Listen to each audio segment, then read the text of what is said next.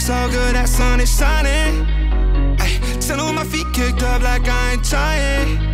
Yeah, this is what I want, a summer, yeah. Gangs all here, let's run it, yeah. Vibes right here, 100, yeah. I've been on game like EA. Sippin' too soon, that pregame. Time to find two, that three-way.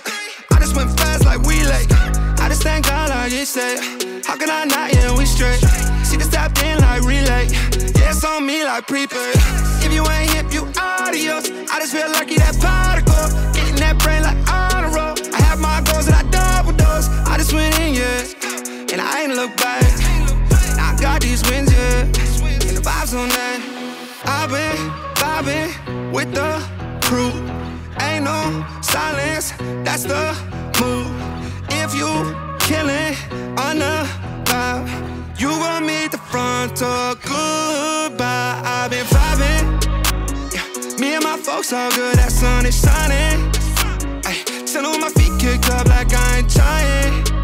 Yeah, this is what I want, a summer, yeah. Gangs all here, let's run it, yeah. Vibes right here, 100, yeah. Everybody dancing, everybody vibing, everybody moving. There's no silence, bad little thing. She good vibing, make it go drip, drip, drip like an island. I know, I swear it feels like I'm on a wave. We getting turned up, we out of space. Oh, how I love all these summer days. I'm hoping this feeling don't fade away. Cause you know we always be feeling this way. Everyone drinking, we floating away. Got two biddies on me, they tryna have fun. If we run out of liquor, there's more on the way. Ooh, hey, what can I say? Only good vibes, I be all in my way. Ooh, hey, what can I say? Don't play for tomorrow, just live for the day. I've been vibing with the crew. Ain't no telling what I do. If you wanna mess with my vibe, you gon' have to say your goodbye. I've been vibing, yeah. Me and my folks all good, that sun is shining. Ay, chillin' with my feet kicked up like I ain't trying. Yeah, this is what I want, a summer, yeah. Gangs all here, let's run it, yeah. Vibes right here, 100, yeah.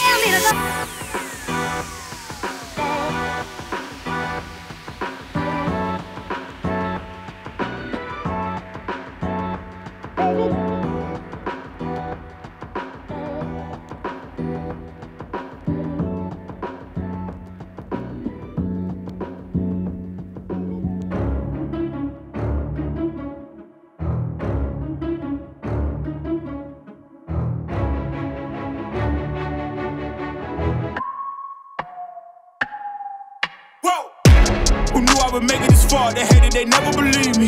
Yeah, I would never drop the ball, I know I make it look easy. Yeah, Mayweather with the defense. I don't care what a critic gotta say, I got them picking up the pieces. That to me, you really playing with your life, I'm about to come and run it all back. I'm the new era, about to snap back, you ain't fitting for it cause you all cap like. Hold up, I shoot my shot, wait, hold up. I'm really about to run this go up. You know it's all net when it go up.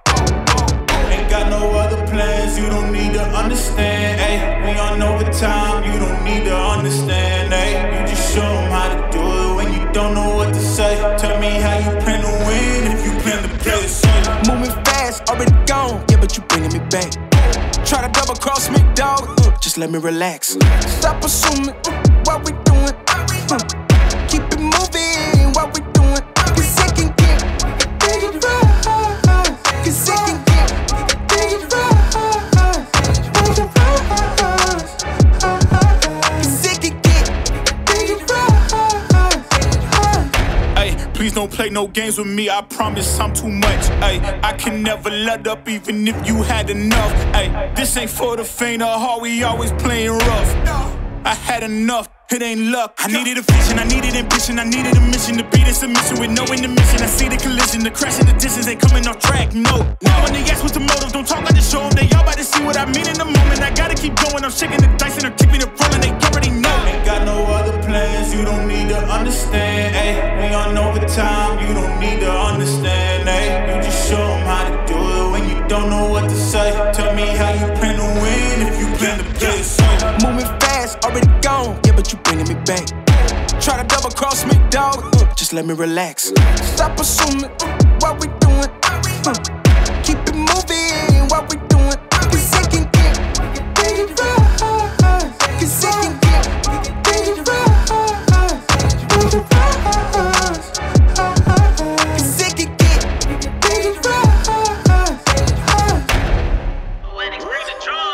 I can't take no loss. I don't even know what it costs. I hit the ground then it go off. Yeah, hit the ground then it go off. Yeah, I can't take no loss. I don't even know what it costs. Yeah, I hit the ground then it go off. Yeah, hit the ground then it go off. Yeah, run it. Ooh, I really feel it's my time. Think it's my year. Yeah, I really feel it's my time. Think it's my year. Yeah, I really feel it's my time. Think it's my year. Yeah, I really feel it's my time. Think it's my pen ready. Used to hold myself back, my self-esteem damn bad. Gotta keep on chugging. Ran through everything in front of me. Might smoke bed heavy. Got a whole agenda. Can't aspire to get ahead, so bump that. It's no surrender. Got a dollar flipped up. I'm trying to get an NFT to get them when they're in hand and crypto. Learn how to fix that. I don't really hold out of books, but I'ma learn how to fix that. Some opportunities are never come unless you paying attention. So no, I can't miss that. Moving. MVP, I got the record. I might have to pro something. Big jumper worthy. They gon' have to retire my jersey early. Whole crew coming. Had to work something cause I had nothing in my pocket. Yeah, I did all that. Big plans. Partners trying to make profits. Yeah, I did all that. Work, sweat, and tears breaking even no wins. Yeah, I did all that. Had to make it happen. Putting hours in my practice. I did all that. Yeah, I can't take no loss. Yeah, I don't even know what it costs. I hit the ground then it go off. Yeah, hit the ground then it go off. Yeah, I can't take no loss. Yeah, I don't even know what it costs. Yeah, I hit the ground then it go off. Yeah, hit the ground then it go off. Yeah, run it. Ooh, I really feel it's my time. Think it's my year. Yeah, I really feel it's my time. Think it's my year. Yeah, I really feel it's my time. Think it's my year. Yeah, I really feel it's my time. Think it's my big dog walking big talk. Young veteran, living legend, bet I'm better than them. This is my ship. I'ma jack it like Letterman. Y'all better not let them in. They gon' rotate this, so I keep the pedaling. Started a chain. The cycle is heaven sent. This is from God, but I'm not your reverend. Not in the pulpit. I'm a pit bull in this element. Yeah, said you gon' pull up, then settle it. Yeah, I've been married to this hustle. This is my ring. Watch out, step in it. Yeah, and I ain't even got a yard, but I'ma get it here. Watch out, touchdown. Pulling plans out the clutch. Everybody getting crushed. The cut down is for us now. Have to work something cause I had nothing in my pocket. Yeah, I did all that.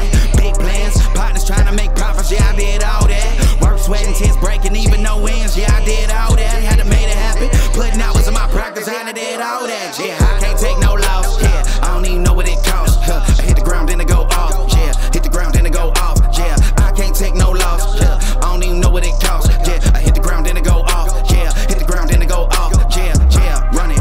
Ooh, I really feel it's my time. Think it's my year. Yeah, I really feel it's my time. Think it's my year. Yeah, I really feel it's my time. Think it's my year. Yeah, I really feel it's my time. Think it's my yeah.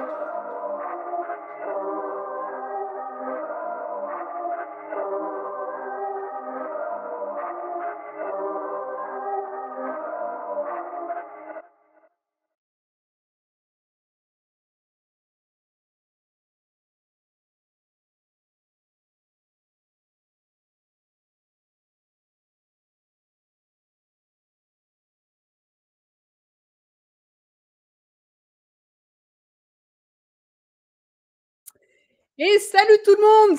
Salut! Comment allez-vous? Comment s'est passée votre journée, votre week-end plein de basket, je l'espère?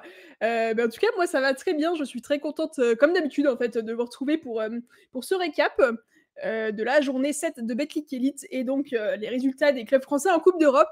Comme d'habitude, pour ce récap, je ne serai pas toute seule. On retrouve l'équipe au complet ce soir puisque m'accompagneront Jules et Alexis. Bon, Jules qui n'est pas là, qui revient. Ah, le voilà. Donc salut les gars, comment allez-vous? Si, j'arrive. Ma foi, ça va fort bien. J'ai loupé un épisode et puis comme le Christ, j'ai ressuscité. Donc me voilà de nouveau parmi vous. Toujours des entrées en matière vraiment de grande qualité, Alexis.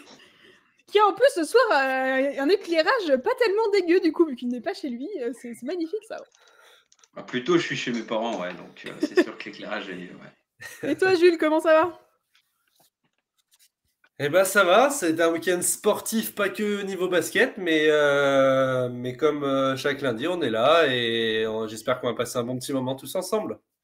Du coup, salut Charezen, je sais même pas si je prononce bien ton pseudo, je pense que c'est ça. Salut Yoyosko aussi, et bienvenue à vous sur le récap. On voit les habitués qui sont toujours là, ça fait plaisir. Du coup, ce soir, dans le récap, il y aura 8 matchs seulement, puisque comme vous le savez sans doute, il y a le 9e qui vient de démarrer, logiquement. Je l'ai sous les yeux, ouais, il y a 0-0 encore. Entre Lasvel et Nancy. Donc, ce qu'on va faire, c'est que régulièrement, on vous donnera un petit peu le score de ce match. On va se le garder un peu sous le coude. Et puis voilà, on en parlera. Ce sera un peu le fil rouge de cette émission. Et puis, logiquement, si tout se passe bien, vous pourrez de toute façon voir la fin du match, puisqu'on aura fini avant la fin du match. C'est un peu le multiplex. Hein. C'est comme sur la radio. Ouais, c'est ça. Avec le petit jingle quand il y a un but.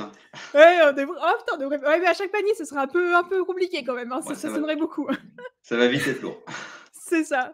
Je vous propose de commencer du coup avec ce premier match. Fos vs Dijon et la JDA qui n'a pas fait de quartier face aux Bayers en s'imposant de 34 points dans une rencontre maîtrisée de bout en bout. Une équipe de Dijon qui est sur une excellente dynamique avec une 3e victoire de rang et un 2e carton en 3 matchs surtout après celui de Blois il y a 2 semaines. Du côté de Fos, par contre, c'est plus compliqué. Le compteur qui reste bloqué à 2 victoires en 6 matchs. Et face à Dijon, ce que j'ai quand même pu noter, c'est qu'il n'y a qu'un seul joueur qui a passé les 10 points, qui est Alan Dokossi avec 11 points. Et du côté de l'Eval, on n'a que Johan Passab-Ductel qui a passé les 10 avec 11 d'Eval également. Donc voilà, pour commencer avec Dijon, c'est une équipe qui a commencé assez discrètement avec 2 victoires de défaite après 4 journées. Et là, on les sent quand même clairement lancés. Est-ce que c'est une équipe avec laquelle il faudra compter encore cette année derrière les mastodontes du championnat ? Pour moi, très clairement, j'ai vu le match et on peut dire qu'il n'y avait pas une, il n'y avait pas deux, mais peut-être bien trois classes d'écart sur ce match-là, tant la défense et le jeu de relance proposé par Dijon ont été exceptionnels. Une défense de tous les instants agressive sur le porteur de balle, ce qui fait que Fos en fait, n'a pas pu exprimer son jeu. Donc ça passe évidemment par le meneur, mais surtout Jacques Alinguet, qui nous a régalé, que ce soit par les interceptions, parce qu'il a des mains très habiles, on le sait, mais aussi par les contres. Et derrière, ça provoque plein de balles perdues. Le jeu de relance, ils se connaissent déjà tous, ça se voit parfaitement. Ça filoche et ça finit avec David Holston qui, même s'il n'a pas scoré énormément, finit à plus de 10 passes, je crois, il a 10-11 passes. Enfin, il régale ses coéquipiers. Et c'est une équipe, enfin vraiment, il n'y avait qu'une seule équipe sur le terrain, ça se voit à l'évaluation. Il y a plus de 120 à l'évaluation contre 66. Ils les ont vraiment martyrisés à parsemins. Il faudra compter sur Dijon cette année. Ils nous l'ont prouvé. C'est un jeu collectif. C'est un jeu physique, dur, avec un très bon meneur qui s'est distribué le jeu. Des joueurs de collectif comme Rovat qui a été intraitable en début de match. Il est à 3 sur 3 à 3 points au départ de match. Après, tu as des scoreurs comme Chess Simon. C'est une équipe très équilibrée, avec des bons Français aussi qui ont des bons rôles. Robin Ducoté qui a été parfait dans sa partition de scoreur. C'est d'ailleurs lui, et c'est un peu le symbole, lui, le jeune bourguignon, qui met le panier pour accrocher les 100 points. Et donc voilà, les rôles sont répartis, chacun l'accepte. C'est un jeu, c'est une tactique made in championnat de France. On sait que la recette fonctionne en Betclic Elite et il l'applique à merveille. Du coup, rapidement dans le chat, salut déjà à Théo et à Joe60M, salut à vous, et du coup, merci pour le follow Théo. Yoyosko qui dit, pour moi, Dijon c'est costaud, mais moins que Asvel, Monaco, Boulogne, Le Mans, après c'est ouvert. Je sais pas sûr. Et du coup, salut l'entre-deux baskets qui vient de follow. Merci à vous, merci les copains. Théo qui dit 100% d'accord avec Alexis. On peut dire que McDuffie est un bœuf puisqu'il est bourguignon. Wow. Ok, j'ai hâte de comprendre. Non, mais je pense qu'il pourrait se passer quelque chose entre vous, l'entre-deux baskets, et avec Alexis, qui, je pense, pourrait nous sortir ce genre de blague aussi. Elle est pas mal. Elle est très bonne. C'est bon, elle est validée. Du coup, ouais, Dijon, vraiment, vraiment costaud. Bon, je pense qu'il n'y a pas grand-chose à ajouter de plus que ce que tu nous as dit, parce que c'était déjà hyper complet. Pour parler de Fos, un peu, le début de saison avait été un peu rassurant, je trouve, compte tenu de leurs ambitions, enfin des ambitions en tout cas qu'ils peuvent avoir. Là, par contre, ça commence à rentrer un peu dans le dur à Fos. Ouais, comme je disais, c'est une équipe aussi. Alors, c'est pas des formations qui boxent dans les mêmes catégories, hein, forcément. C'est pas le même championnat. Mais là, ils ont été vraiment tête sous l'eau dès le départ et tout le match. Voilà, il y a bien des. Et pourtant, ça se bat. À l'image de Joe Passave-Dutheil, le dernier des Mohicans, un peu sur ce match. Vraiment le soldat qui va au charbon. Alan Dokossi et tout, qui a montré de belles choses. Mais ces gars-là, ils ne peuvent pas tenir la baraque à eux seuls, en fait. Et voilà, c'est peut-être. Alors voilà, on ne veut pas évidemment pointer ici. Voilà, on ne veut pas distribuer les mauvais points. Mais peut-être que certains joueurs non formés localement, on attend peut-être plus de leur part, comme Gabe Deveau ou Stephen Brown, peut-être. Peut-être à eux aussi de se mettre au niveau en Stephen intensité. Brown, il l'a pas repris encore, non? Ah non, c'est pas lui, mince, c'est comment il s'appelle Garland Green. Garland Green, après, bah, t'as Jamar Diggs, Shavon Thompson aussi. Ouais, c'est Shavon Thompson, voilà, je voulais parler de lui, Shavon Thompson, qui a été vite pénalisé par les fautes sur ce match. On attend forcément, hein, c'est pas des joueurs, enfin, c'est des Américains ou apparentés, donc on attend plus d'eux. Voilà, après, à eux de trouver les clés, mais c'est quand même pas alarmant pour Fos. Enfin, pas sur ce match-là. Trop tôt pour s'alarmer, en tout cas. Oui. Ok, bah écoute, je vous propose qu'on passe au match suivant. On va passer donc à Blois vs Limoges avec voilà, alors, ça va plus très fort du côté de Blois, alors qu'à l'inverse, du côté de Limoges, tout semble sourire en championnat depuis 4 journées, je précise en championnat, évidemment. Le CSP du coup qui a quand même maîtrisé son match, c'était un début de match équilibré, mais un écart qui s'est fait surtout avant la mi-temps. Limoges qui a notamment pu s'appuyer sur une superbe adresse à 3 points, j'avais noté, c'était 15 sur 26, ouais c'est ça. Il y a notamment Nicolas Lang et Javon Graves du coup qui ont mis 4 sur 5 chacun à 3 points, pardon. Bryce Jones en mode distributeur avec 8 passes, en plus de ses 13 points. Et puis Javonte Hawkins, du coup, qui est mis en MVP, là, mais il finit avec la même éval, il me semble, que Javon Graves, je crois. Il me semble que c'est ça, j'ai plus les stats sous les yeux. Mais bref, voilà, donc pour le CSP, tout va bien. Du côté de Blois, par contre, c'est une 3e lourde défaite en 3 rencontres. Est-ce que vous pensez que ça y est, l'effet de la montée en Betclic Elite s'est passé pour la DA et que là, c'est pareil, ça rentre vraiment dans le dur, hein? Ça, je sais pas si ça rentre dans le dur, mais en tout cas, ça rentre dans le rang, on va dire.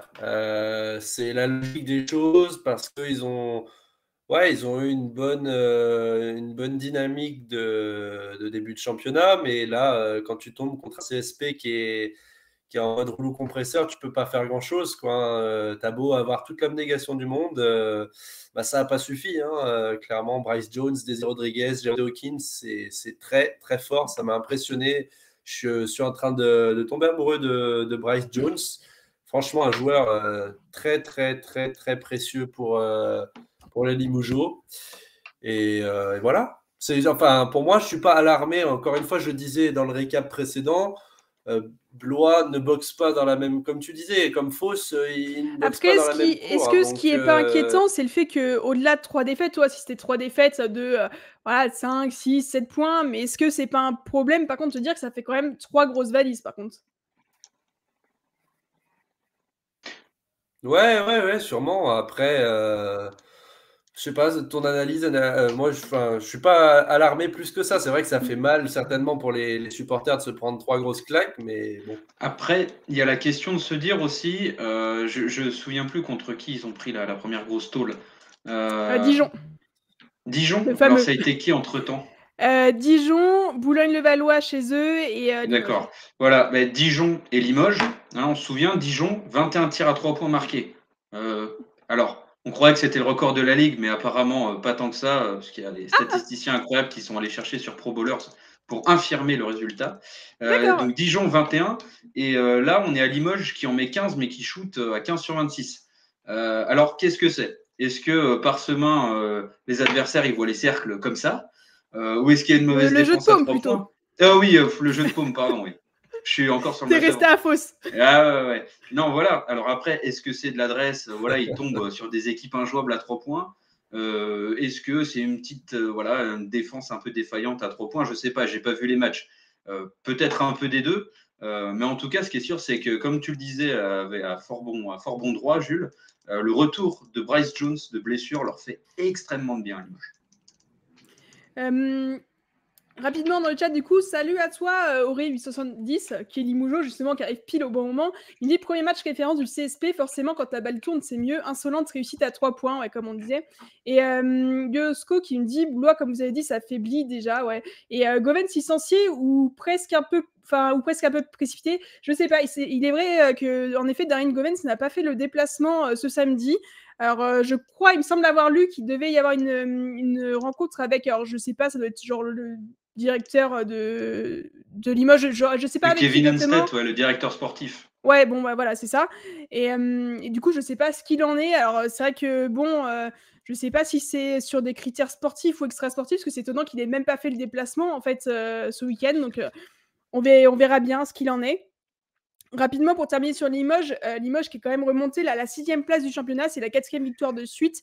Est-ce que, qu'est-ce que vous pensez que cette équipe peut viser quoi dans l'état actuel? Ah, je vous prends un peu au dépourvu là. Ouais, là, vas-y Jules, je te laisse. Ah, les questions pièges. On parlait bien du CSP, hein. J'étais en train de vérifier un truc sur Twitter, mais on parlait bien du CSP, ouais. Cette équipe, avec la confiance, avec le coach, Massimo Cancellieri, malgré le côté caractériel, porte beaucoup d'importance à la vie du groupe, à Extra Basket, visiblement, de ce qu'il en ressort. Et je pense que après, là, c'est une belle série, donc forcément, on peut se dire le CSP va retrouver les playoffs et nous faire quelque chose de sympa, mais pourquoi pas, s'il n'y a pas de blessure, s'il y a une bonne dynamique comme ça, ils sont candidats à une place dans le top 8. Qui dit trop dur la question. Oui, vous êtes soutenu dans le chat. Alors, après réflexion, moi je pense aussi que ça peut être lié à leur avenir européen. Pour moi, en opportunité, exact. Après, voilà, je suis pas coach, ils sont à 0-3. Ceci dit, les 3 premiers de chaque poule se qualifient. Or, la poule est composée de 4 équipes. Les 3 premiers en BCL? Je crois, oui. Et en fait, le 3e passe un tour supplémentaire, je crois. Enfin, il y a c'est possible qu'il y ait quelque chose comme ça. Le premier est directement qualifié pour les 8e. Ah oui, après, et les 2e et 3e s'affrontent. Voilà, c'est ça. Je pensais que c'était comme un FIBA Europe Cup, mais en fait, non, c'est vrai. Non, il y a des règles divergentes. Et je pense que ça va être lié à leur avenir européen. Bon, ils sont à 0-3, mais en soi, leur qualification n'est pas... alors, elle est un peu hypothéquée, mais ils peuvent encore. Ouais, c'est pas fini. Si tu peux te qualifier en 3e. Voilà, mais là, ils sont en train de recentrer l'effectif. À Blois, il n'y a pas Timothée Cruzol, Lucas Hugolin qui ont joué, qui sont quand même des jeunes joueurs. Et c'est bien de les voir parce qu'ils ont pas mal d'étrangers aussi à Limoges. Donc... Timothée Cruzol, il est plus à Limoges. Ah bon? Merde, c'est qui? Ah mais non. Avec quand on y parlait, c'était Mathieu Wojciechowski aussi. Oui, voilà. C'est l'année dernière, toi, avec Timothée Cruzol. C'est ça. Et puis il n'y a pas Gavin Schilling qui lui ressemble un peu à Timothée Cruzol, enfin à la coupe de cheveux ou. Ouais, pardon. Ça, je ne saurais pas te dire. Du moins, il y a Hugolin qui a joué et ça m'a fait plaisir. De le voir jouer, quoi. Il est recruté de Pro B. Voilà, le gamin, il a des minutes. Et puis voilà, en défense, il se donne. Donc voilà, il y a un recentrage de l'effectif avec potentiellement le départ de Govens qui va libérer des minutes, un effectif qui se trouve mieux, et voilà, après à voir aussi s'il continue la Coupe d'Europe ou pas. Mister You Games qui dit Govens perd trop de balles en match, un peu comme l'année dernière. J'avoue, j'ai pas regardé les stats à ce niveau-là. Après l'année dernière, il perdait des ballons, mais c'était pas forcément le pire, il me semble. Et du coup, Auré qui dit peut-être que Goben, ça fait une Samardo Samuels. J'avoue que j'avais pas suivi l'affaire à l'époque. Je sais qu'il y avait eu des histoires, mais je sais pas exactement ce qui s'est passé, donc je ne me prononcerai pas sur le sujet. Il a mis des bons pifs. Je propose qu'on passe à la suite. Troisième match. Pau vs Le Portel. Et ça y est, il n'y a plus d'équipe Fanny en Betclic Elite, puisque Le Portel a mis fin à sa série de défaites et s'est imposé sur le parquet de l'Élan Bernay. Un match qui opposait donc deux équipes qui avaient grand besoin de victoire, puisque c'était aussi le cas de Pau, faut pas l'oublier, qui en est désormais à 4 défaites consécutives. Contrairement à la majorité de ses précédents matchs, le Portel a réussi à faire la course en tête sur une bonne partie de son match, ce qui est quand même à noter, et ça leur a plutôt bien réussi, puisque donc ils gagnent ce match. Le grand bonhomme de cette fin de rencontre se nomme Nadir Ifi, qui met 2 très gros 3 points, un premier à 1 minute du terme pour repousser les Palois à 6 points, puis un second à 26 secondes de la fin pour donner 7 points, et donc pour donner la victoire à son équipe. Donc voilà, on va commencer par parler du Portel. C'est une victoire quand même qui va faire beaucoup de bien aux têtes, je pense. Ouais, c'est un déclic peut-être pour les Portellois, mais qui ont vraiment pas démérité sur le match. Ça a été une espèce de bataille de tranchées avec un début de match un petit peu fou et puis voilà, tout ça a fini en prolongation. Non, pas en prolongation. Non, attends, j'ai un bug. Les gars, ce soir, non, j'ai un bug. Il y a 2 autres matchs. Non. Ouais, non, justement, parce que Nadir Ifi est trop fort sur cette fin de match, quoi. Mais le point final de cette rencontre avec deux gros tirs. Et puis en face, Michael Stockton était encore dans ses standards, mais un peu seul, avec Giovanni Nangue aussi qui met 2 shoots importants sur la fin, mais c'est illusoire, quoi. Enfin voilà, c'est trop court. L'élan Béarnais n'y est pas, et le Portel mérite clairement sa victoire. Surtout que le Portel, c'est quand même une équipe qui, sur ces derniers matchs, c'est pas une équipe qui prenait des valises, quoi. Ça s'accrochait toujours, ça a fait douter quand même pas l'équipe. Ça a quand même accroché l'Asvel chez soi. Ils étaient bien revenus aussi à Boulogne-le-Valois sur la fin de match, même s'ils avaient été derrière. Donc je pense que ça récompense aussi tous ces matchs-là où ils sont pas loin. Prolongation contre Le Mans aussi. Prolongation contre Le Mans, ils ne sont pas payés de leurs efforts. Ouais. Donc c'est vrai que ça fait du bien quand même de se dire que ça y est, ils sont récompensés de leurs efforts, et j'espère que ça va les libérer pour la suite, quoi. Par contre, du côté de Pau, le constat c'est un peu le même que la semaine passée, quoi. C'est une équipe qui ne gagne plus, qui a 0 marge de manœuvre pour ajuster son effectif. C'est un peu inquiétant quand même. Ouais, ça fait un peu peur. Après, à la relance, ils vont du côté de Cholet, la semaine prochaine. C'est ça, comme tu l'expliquais, en fait, là où le bas blesse, c'est qu'il n'y a pas de variable d'ajustement. Donc, s'il y a un joueur qui a été recruté et qui n'est pas bon, on va finir la saison avec lui, malheureusement. Après, en l'occurrence, ce qui est compliqué, c'est qu'on a l'impression qu'à Pau, les joueurs qui sont recrutés font le job, c'est juste qu'il en manque, en fait. C'est ça, quand on voit les temps de jeu, c'est minimum 30 minutes, quasiment. Minimum 30 minutes syndicales pour le 5 majeur. Et après, là, tu as 4 joueurs sur 5 qui font au moins 32 minutes. Ah ouais. C'est Vitaly Chikoko qui en fait que 21 et qui laisse 19 minutes à Gareth Sim et 13 à Enzo Charvin. Et 9 à Landing Sané. Je sais pas pourquoi d'ailleurs il joue si peu Landing Sané. Ouais, je sais pas. Mais après, Giovanni Nangue disait la fatigue ne peut pas être une excuse dans la mesure où il ne joue qu'un match par semaine. Après, c'est sûr que la fatigue, quand ils sont 3 voire 4 sur le terrain, à déjà 25 minutes dans les pattes à l'approche du Money Time, niveau lucidité, c'est sûr qu'on n'est pas au top. Ça peut favoriser des erreurs, ou ça peut aussi favoriser une baisse de l'intensité défensive, etc. C'est sûr qu'ils jouent en noyau très très serré, mais c'est un noyau c'est une tactique qui est contrainte par le coach Bartesheki, qui doit vraiment se faire des cheveux blancs pour trouver les moyens de l'emporter. Et je l'ai même pas fait exprès en plus, c'est vrai qu'il est chaud. Ah oui, non mais ça on va le croire, oui bien sûr. Ah non, mais c'est de l'impro. Yosko qui nous dit bon courage à Nanterre là-bas au prochain match. Ça du coup ça parlait du Portel, mais oui en effet je pense que ça va être maintenant que le Portel ont gagné une, ça va être sympa d'aller gagner au Chaudron pour un peu tout le monde. Auré du coup qui nous dit Pau c'est hyper inquiétant mais je suis plutôt content de la part d'un supporter Limoges, ça ne m'étonne pas du tout.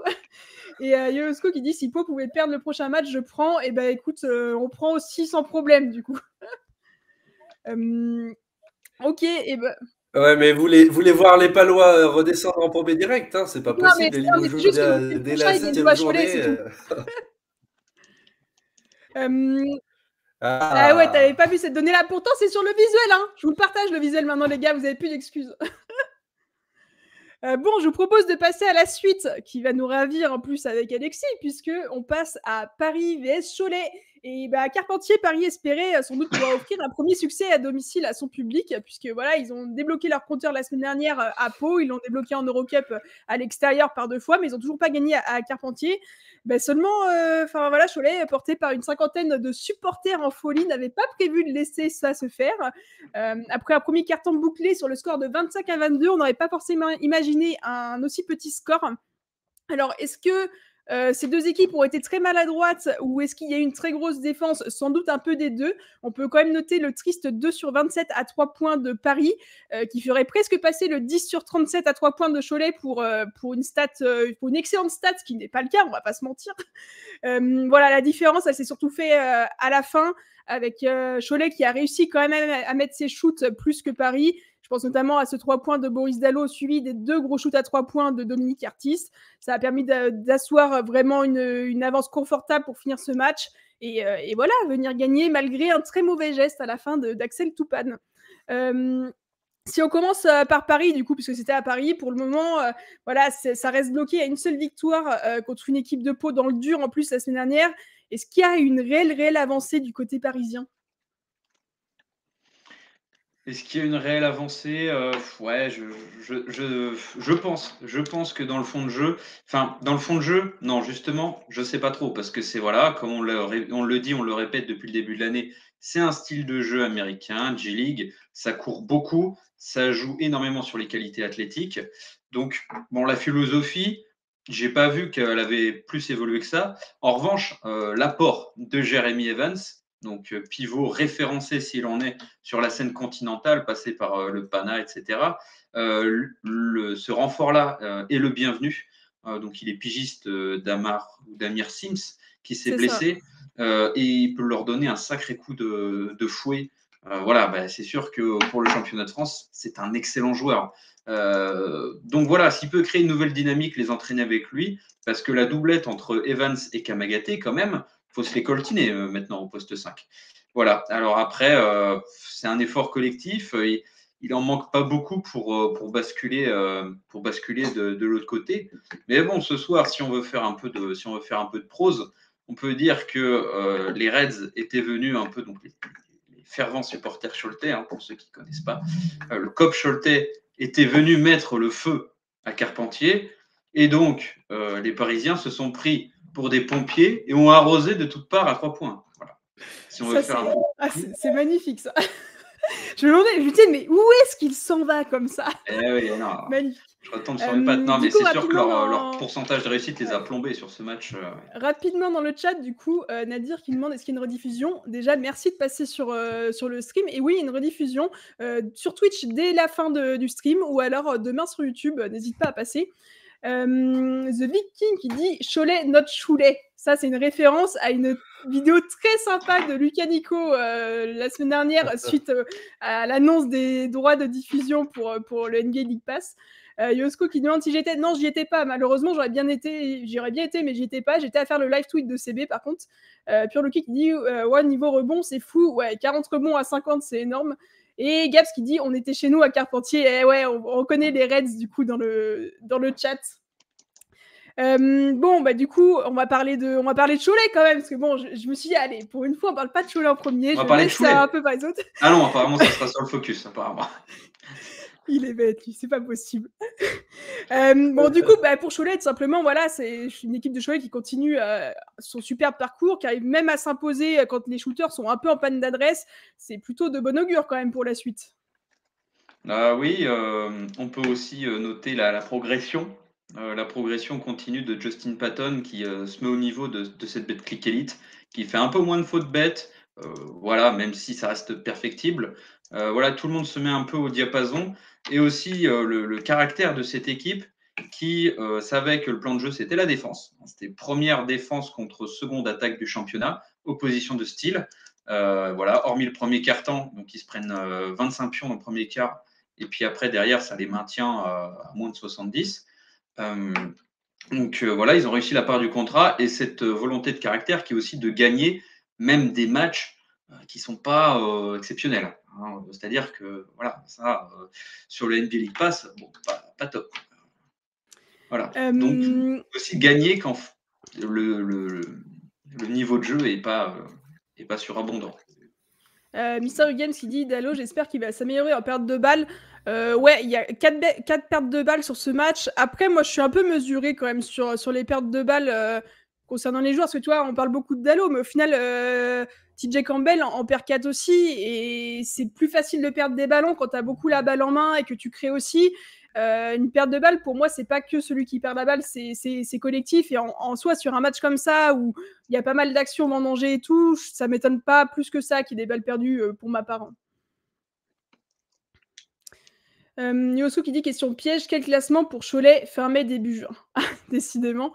Personnellement, moi je sais pas. Je nous vois dans le top 8. Honnêtement, quand tu vois le début de saison et tout, je me dis que si on n'est pas dans le top 8, ce serait quand même problématique. C'est qu'il sera passé quelque chose, je pense. Donc je le souhaite. Après, est-ce qu'on restera dans le top 4? Ça, je sais pas. Je pense qu'il y a peut-être des équipes qui vont remonter aussi. Donc à voir.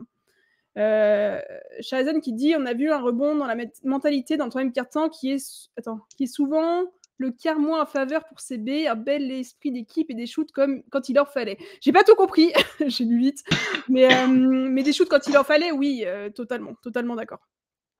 Est-ce que vous avez quelque chose à ajouter là-dessus, les gars? Non. Tilly doit reprendre confiance à 3 points, j'espère. Ouais, pareil, je m'inquiète pas trop pour Kim Tilly, ça reviendra. Puis il fait tellement d'autres choses dans le jeu qu'il sait être efficace même quand il met pas. Bon, c'est des shoots ouverts, c'est vrai que logiquement il est censé les mettre, mais je m'inquiète pas parce que telle expérience de joueur que ça va finir par revenir. Hein. Il y a toujours des coups de moins bien des fois par moment et ça reviendra. Je dirais 6/7e. Perso, je vois faire une saison à la Limoges l'année dernière. Bah écoute, on prend sans problème. Bah, sauf on sort pas en quart de finale, par contre, si on finit 4e du championnat. Top 8 easy, faire 6-4. Ouais, vous êtes optimistes dans le chat, mais c'est normal, vous êtes quasiment tous des Choletais aussi, vous êtes chauvins. C'est pour ça. On passe au match suivant, parce qu'on va jamais s'arrêter sinon. Match suivant, Nanterre vs Gravelines. Grosse rencontre sur le parquet de Maurice Thorez à Nanterre où il a fallu une prolongation pour départager les deux équipes. Un match qui a été disputé tout du long et qui aurait pu très mal tourner pour Nanterre qui, à 2 secondes de la fin, avait les 2 lancers pour passer à 2 possessions d'écart. Malheureusement, Benjamin Sen manque le premier, et ce qui fait que du coup, il n'y a que 3 points d'écart. Ces 2 secondes laissent la possibilité de mettre un shoot, et celui qui a failli être l'homme de la soirée s'appelle Romuald Morancy, qui rentre un énorme 3 points pour envoyer les 2 équipes en prolongation. Voilà, en prolongation, c'est bien les hommes de Pascal Donadieu, du coup, qui ont pris le dessus, ont fini le travail. Dans ce match, ils auront pu donc notamment s'appuyer sur un énorme Keith Hansby qui termine à 29 points avec des pourcentages très très propres. On peut également noter les 22 points et 9 passes de Justin Bibbins ou encore les 20 points et 14 rebonds de Ryan Brown. Du côté de Gravelines, Vince Edwards monte en puissance avec 18 points et 8 rebonds. Si on commence par Nanterre, voilà, on pourrait se dire que ça risquait d'être dur pour eux après la perte de Miralem Halilovic. Malgré tout, ça a bataillé la semaine dernière à Dijon. Ça gagne contre Gravelines, qui n'est pas une équipe du tout dégueu du championnat. Donc voilà, ça se passe quand même plutôt bien pour Nanterre. Hein. Bah ouais, c'est vrai que je les attendais pas forcément, voilà, avec la perte d'un élément majeur comme ça, à continuer leur marche en avant. Après, voilà, hein, les autres joueurs ont su élever leur niveau de jeu pour pallier l'absence de Miralem Halilovic. Bon, là, ici, je fais une petite passe D à mon chouchou, Keith Hansby. Hein. Alors, Donc si la je peux te question, couper un instant, je tiens quand même à te lire le chat.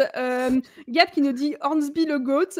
Mister Game, Hornsby, Eh oui. incroyable ce joueur. Bah oui, Ayosco oui. qui dit quel shoot au buzzer. Je pense que là, pour le coup, tu parlais de Romuald Morancy. Et Gab en dessous qui dit Hornsby sous Donadieu, c'est Steph Curry. Il y a une profondeur d'effectif côté Nanterre, ouais, clairement. Je te relaisse la parole, Alexis. Ah non, mais des étoiles dans les yeux, tu disais tout à l'heure, c'est vrai que Benjamin Sen loupe le lancer qui aurait permis de faire totalement basculer la rencontre sans prolongation, mais non, il fallait des prolongations pour que Keith Hornsby nous montre encore plus son talent. Voilà, c'est là la vraie raison en fait. Non, ce joueur, outre l'admiration sans borne que j'ai pour lui, voilà, même les autres, hein, Hans Van Schwinn qui du coup plus sollicité est aussi là, présent, fait son match, Rion Brown qui du coup va plus au rebond, etc. Non, on serre les coudes côté Nanterre et ça passe. Bah, c'est vrai que comme dit Gab, il y a vraiment une grosse profondeur de banc en fait dans cet effectif. C'est vrai qu'on en a pas mal parlé depuis le début de saison, que c'est un effectif qui nous semblait quand même très complet. Et bon, c'est vrai que forcément c'est une grosse perte, la perte de Miralem Halilovic, mais en soi c'est tellement complet derrière qu'il y a encore de la marge, quoi. D'ailleurs, Mysterio Games qui dit un jour que j'aimerais avoir à Cholet, Hornsby un jour.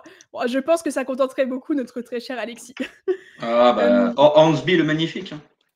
Oh, celle-là, oui, j'allais dire, elle est magnifique, mais oui, du coup.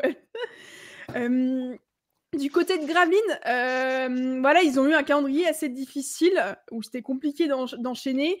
On se disait, après la victoire de la semaine dernière, que ça y est, du coup, ils avaient peut-être relancé la machine après leur déplacement voilà, à Monaco, à Lasvel. Et finalement, ils n'arrivent pas à enchaîner. Qu'est-ce qu'on peut en penser de cette équipe-là, de Gravelines ? Ne vous battez pas, les gars. Aïe. Vas-y, Jules, vas-y, j'ai pas mal parlé sur Nanterre. Bah, par rapport à ce match, le BCM avait pourtant bien commencé. Enfin, pas de sonnette d'alarme à tirer. Hein. On va dire que c'était un gros match pour le BCM et ils l'ont laissé filer en retombant un petit peu dans leur travers, peut-être de manque d'intensité par période. Non, voilà, j'ai pas grand-chose à dire sur ce BCM parce que c'est un petit peu énigmatique par moment. On a l'impression qu'ils sont capables à la fois du meilleur comme du pire, quoi. C'est une équipe qui a du mal à trouver peut-être en stabilité pour l'instant. Comme depuis une dizaine d'années. Ouais. Bon, après, c'est vrai que là, c'est vrai qu'ils ont eu un calendrier compliqué aussi pour commencer. Après, bon, ce qui picote un peu quand même, c'est de voir un Justin Robinson à 5 sur 13 à 3 points, alors que c'est censé quand même être un peu sa spécialité. Par contre, c'est vrai que je parlais de Vince Edwards. Alors, j'avais pas regardé ses stats sur les précédents matchs, mais ce que je disais, ça monte vraiment en puissance en ce moment. Là, il a fait quand même un match en termes de stats, parce que j'ai pas vraiment vu le match, hein, pour être totalement honnête. En termes de stats, en tout cas, il rend une copie très propre. Donc voilà, quand on voit ce qu'on réussit à faire sur d'autres matchs, des joueurs comme DJ Sillet, même Dominique Olejniczak aussi, qui passe totalement à côté de son match là, alors que dernièrement, il était quand même dominant dans cet effectif gravelinois. Moi, personnellement, je ne suis pas très inquiète. Je pense que ça va finir par le faire et que si ça commence à réussir à enclencher 2-3 victoires, ça peut derrière bien dérouler, quoi. Et sur ce, je vous propose donc de passer au match suivant. Que d'ailleurs, je me suis... La purge ouais, je sais pas pourquoi je l'ai en match 6 alors que dans mes notes, je l'avais en 7. Je m'attendais à tomber sur Bourg vs Boulogne-le-Valois et là, je tombe sur MSB Roanne. Et ben, on va faire MSB Roanne alors. Mais j'espère que j'ai bien le visuel par contre pour Bourg-Boulogne après. Ouais. Ok, c'est bon. J'ai vérifié vite fait. Bon, Le Mans vs Roanne. Pas de prolongation cette fois pour Le Mans, mais plutôt un carton face à des Roannais qui n'ont pas réussi à surfer sur leur superbe victoire contre l'Asvel la semaine dernière. La Chorale s'en sortait pourtant pas si mal que ça à la pause, puisqu'ils étaient menés que de 9 points après avoir quand même été longtemps dominés par les Manceaux. Sauf qu'au retour des vestiaires, le MSB en a vite remis une couche et a bien géré après le reste du match. Victoire de 25 points pour Le Mans, portée par Trestinkel, auteur de 23 points, et Matt Morgan, auteur de 22 points. Du côté de Roanne, Cal Foster a inscrit 15 points, mais par contre, en termes d'évaluation, on peut noter qu'il n'y a que Arthur Brouillas qui atteint les 10 d'éval. Voilà, je n'ai pas forcément parlé plus que ça, parce que c'est un match qui a été assez à sens unique. Si, du coup, tu peux nous en parler un peu, Jules, voilà. Qu'est-ce qui se passe à Roanne ? On a l'impression que cette équipe a un peu de visage, quand même. Ouais, bah notamment à l'extérieur, hein, depuis l'ère Jean-Denis Choulet, ils ont du mal à voyager, enfin, à part en terre parisienne, visiblement. Mais c'est pas que se montrer à la capitale qui est important pour espérer avoir une place en top 8. Là, à Antares, et ben, voilà, j'en discutais avec Renata Nonaembo, avec d'autres joueurs. Ben, l'objectif était d'enchaîner, mais il n'y avait pas de plan anti-Matt Morgan. Bon, bah, il s'est régalé, et il a mangé tout cru Stéphane Moody et les autres. Hein. Mais voilà, non, que dire que Le Mans a très très bien débuté la partie. La chorale a su revenir un petit peu grâce à Kyle Foster, grâce à son capitaine Ronald March qui a mis 2-3 paniers importants. Mais il n'y a pas eu vraiment d'éclaircie, hein, si ce n'est le fait que, comme tu l'as souligné, Arthur Bruyas a eu un peu de temps de jeu et voilà, il montre qu'il a de quoi apporter à l'équipe parce qu'il finit avec la meilleure éval, mais c'est un petit peu problématique quoi, quand tu vois que c'est le jeune, enfin qui est plus espoir, mais le jeune signé fraîchement qui est Ouais. voilà. Donc côté corallien, voilà, il y a la question du départ prochain éventuel de Stéphane Moody, parce que c'est vrai que quand on parlait dans la pré-saison de Stéphane Moody, c'était un personnage, enfin c'est un personnage, c'est un joueur avec beaucoup de talent, mais qui dans le comportement et dans ce qu'il apporte à l'équipe, finalement, n'est pas à la hauteur des attentes de Jean-Denis Choulet et du staff. C'est lui qui a annoncé d'emblée qu'il allait gagner le championnat de France. C'est lui, Jules. Ah, pardon. Non, c'est Kyle Foster qui m'a dit ça.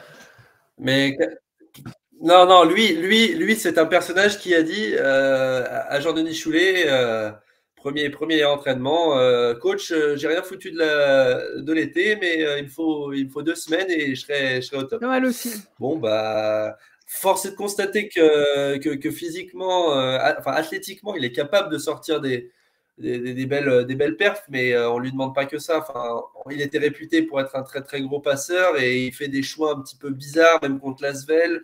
Là, il était complètement à côté de son match contre le MSB. Ouais, je pense qu'il va falloir prendre une décision prochainement parce que ça apporte pas ce que ça devrait apporter du côté de Stéphane Moody. Voilà, j'en dirai pas plus du côté corallien parce que c'est pas, voilà, ils ont pris une fessée face à une très bonne équipe du Mans qui confirme malgré l'absence. Je voulais venir après, c'est que voilà, le Mans c'est toujours dauphin de Monaco au classement, en ayant joué quand même, j'ai noté 2 des 3 équipes qui l'accompagnent dans le top 4. Voilà, c'est solide quand même le Mans. Carrément, bah voilà, oui, du coup je suis pas étonné de cette victoire mancelle. C'est costaud à bien des postes, les JFL, les joueurs étrangers. Au Mans, j'ai pas parlé non plus de Williams Naras qui met 17 points, 4 rebonds, 7 fautes provoquées, finit à 22 dévals, c'est toujours costaud aussi, Williams Naras. Il nous fait un chantier cette saison, Williams Naras. Clairement. Ok, et ben je vous propose de passer à la suite. Cette fois, on va vraiment passer du coup sur Bourg vs Boulogne-le-Valois, pardon, j'ai buté dessus. Voilà, c'est certainement le match sur lequel tous les yeux étaient braqués, pas que en France, mais à l'international également, puisque c'est un match qui était diffusé du coup sur le NBA League Pass. C'est la première fois qu'un match d'une autre ligue que la ligue nord-américaine est diffusé dessus. Du côté de Bourg, c'était également une soirée particulière, parce que je ne sais pas si vous l'avez vu, mais il y a eu pas mal de communication sur les réseaux sociaux. C'était une soirée sous le signe de Harry Potter, et il y a pas mal d'affiches qui ont été faites et tout. C'était vraiment un bel événement créé par la JL Bourg. Je pense que ça devait être très sympa à vivre sur place. Il y avait des petites animations et tout. Donc voilà, pour revenir au basket, c'était une rencontre assez disputée, malgré des écarts créés par moments. Alors, il y a eu les Mets dans le premier quart-temps, puis la JL dans le troisième. Et le sort s'est décidé, pour ne pas faire de jeu de mots, en prolongation. T'as vu, je suis quand même d'enfer, moi aussi. En prolongation, donc, où les Mets se sont imposés de 4 points. Le MVP, évidemment, voilà... le MVP que tout le monde attendait, si je peux dire, Victor Wembanyama, qui termine à 23 points, 10 rebonds, 28 d'évaluation. Si on commence par Bourg, 3e défaite de suite, mais est-ce que c'est réellement significatif si on prend le contexte qu'ils ont joué quand même 3 équipes du top 4 sur ces 3 derniers matchs, à savoir, il me semblait les avoir notés. Alors attends, ils ont joué Cholet, ils ont joué Monaco, et là du coup ils jouaient Boulogne-le-Valois dans un contexte en plus un peu particulier. Du coup, est-ce que voilà, cette série de 3 défaites, est-ce que c'est significatif pour vous?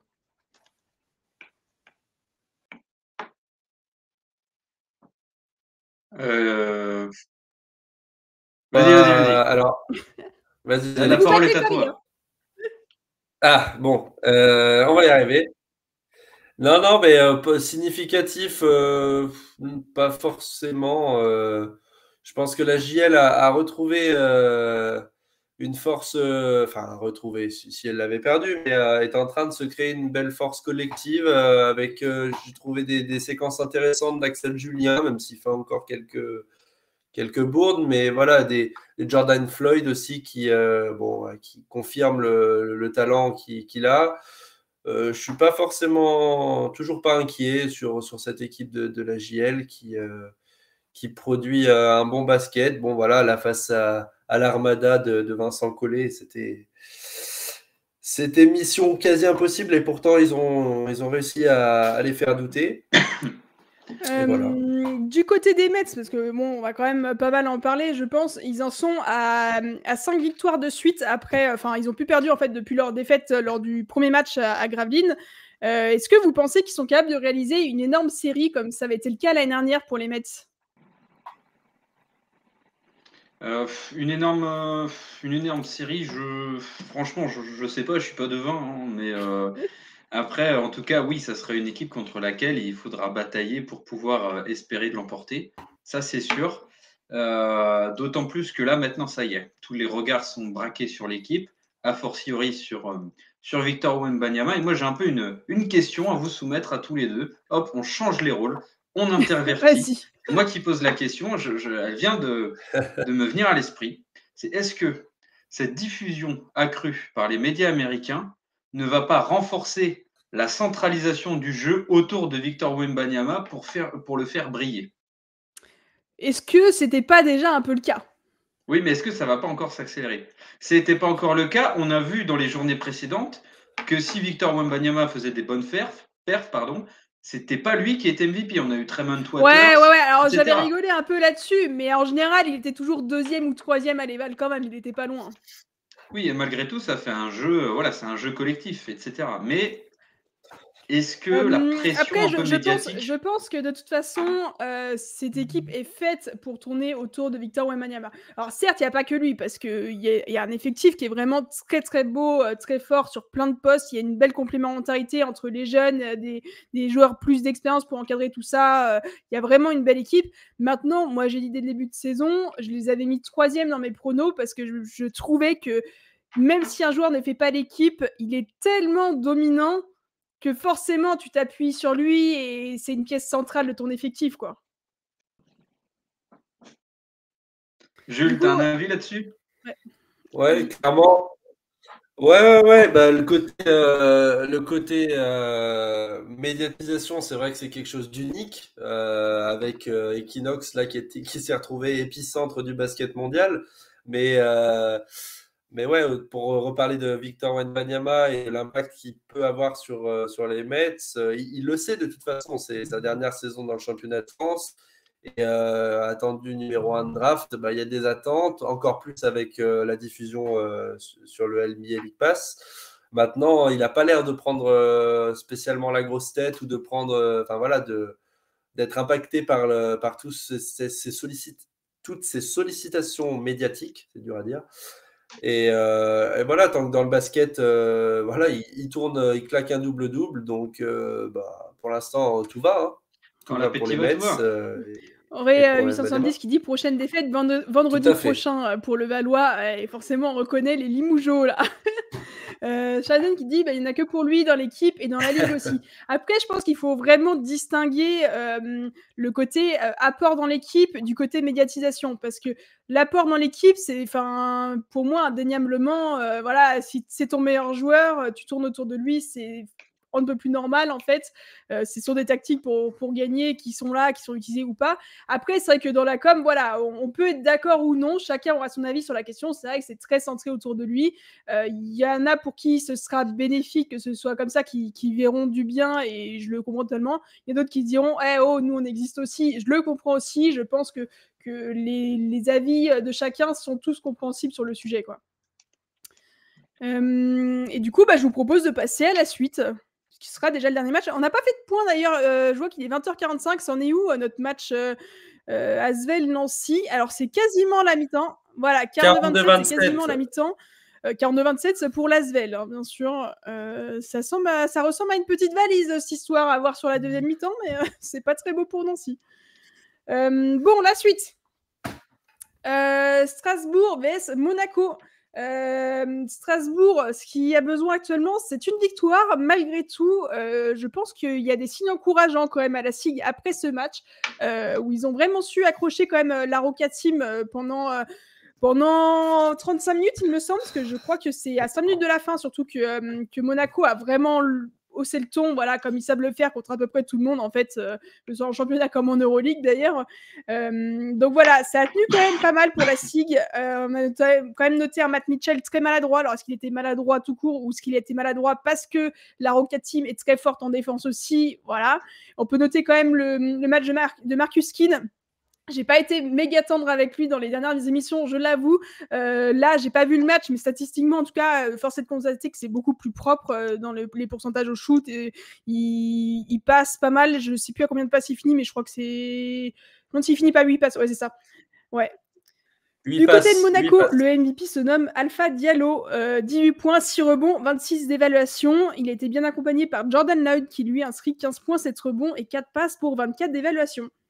Du côté de Strasbourg, on a également appris ce week-end du coup la fin de l'aventure avec Jamar Sanders qui file en Italie, et cet après-midi a été officialisé le retour de Paul Lacombe du coup qui quitte l'Asvel après un début de saison un peu compliqué du côté Villeurbanais. Est-ce que du coup vous êtes optimiste pour Strasbourg pour ces prochaines semaines? Pour ma part, oui. Ils ont vu que le début de saison n'était pas à la hauteur de leurs espérances en championnat. Et donc, c'est bien d'avoir tout de suite la volonté d'identifier les points où ça coince, et donc de s'activer pour remédier à ces problèmes. Donc, avec le départ de Sanders et l'arrivée de Polo Lacombe, qui va apporter toute son expérience en matière de championnat, de finale LNB, si je veux être un petit peu piquant. Quoique, il en reste a gagné. De gagner. Il en a gagné 2 derrière. Donc, voilà, ça peut être aussi bien interprété positivement que négativement. Puis voilà, Paul Lacombe, on sait que c'est un joueur de collectif avant tout, qui se donne à fond. J'espère pour lui, en fait, pour moi, c'est un deal un peu gagnant-gagnant. C'est-à-dire que Strasbourg a besoin d'un joueur un peu comme ça, avec Mitchell et Keane qui portent beaucoup la balle et qui prennent beaucoup de tirs. D'un joueur qui va apporter du lion, je le disais. Et Paul Lacombe, de son côté, il a presque aucun temps de jeu à l'Asvel. Il sur le banc de touche, il passe les serviettes. Voilà, pour lui, sa carrière n'est pas finie, loin de là. Donc je pense que ça peut lui donner un gagnant jusqu'au bout. On peut parler du fait que ça libère quand même un spot du coup à l'Asvel qui n'était pas vraiment utilisé, et que l'Asvel actuellement serait en train de négocier, c'est des rumeurs, avec Timothée Luau-Cabarro du coup qui n'a pas de spot en NBA actuellement. Donc si ça se faisait, on peut se dire que ce serait peut-être au final gagnant pour les équipes, pour les joueurs, pour un peu tout le monde en fait. Tout à fait. Moi, j'étais pas au courant de ces rumors, mais ça se pourrait. Hein. On sait que TLC est très ami avec Tony Parker. C'est du copinage, mais c'est... Ouais, mais au final, je veux dire, pour le coup, alors je défends pas tout le temps l'Asvel, pour être honnête. Après, pour le coup, ce qu'on peut pas enlever à l'Asvel, c'est justement d'aller chercher ces joueurs-là qui ont du mal, qui ont besoin d'être relancés, et de souvent réussir à les relancer magnifiquement, quand même, du coup, dans cette équipe. Ça, c'est assez chouette quand même. Oui, tout à fait. Bon, pour parler un peu de Monaco, que dire si ce n'est que bon, on a toujours affaire à ce rouleau compresseur qui est toujours invaincu en championnat, et que qui arrivera franchement à faire tomber cette équipe, quoi, parce que c'est quand même costaud, quoi.